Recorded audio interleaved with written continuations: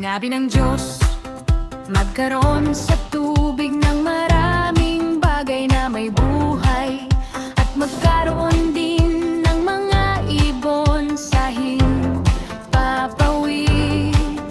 Nilikha ng Diyos ang mga dambuhala sa dagat, at lahat ng bagay na nabubuhay sa tubig. Gayun din ang lahat ng uri ng ibon. Nang makita niya, siya'y nasiyahan.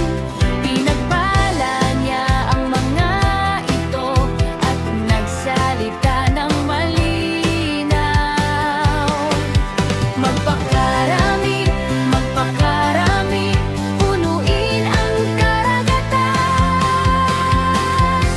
Ikalimang araw, puno ang tubig at langit. Ikalimang araw, biyaya ang lumaganap.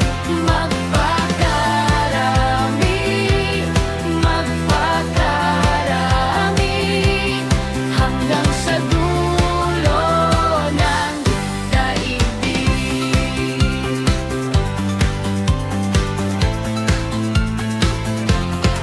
Sinabi ng Diyos, magkaroon sa tubig ng maraming bagay na may buhay, at magkaroon din ng mga ibon sa himpapawid. Nilikha ng Diyos ang mga dambuhala sa dagat, at lahat ng bagay na nabubuhay sa tubig. Gayun din ang lahat ng uri ng ibon. Nang makita niya, siya'y nasiyahan. Pinagpala niya ang mga ito at nagsalita ng malinaw. Magpakarami, magpakarami, punuin ang karagatan. Ikalimang araw, puno ang tubig at langit. Ikalimang araw, biyaya ang lumaganap. Magpakarami, magpakarami, hanggang sa dulo ng daigdig.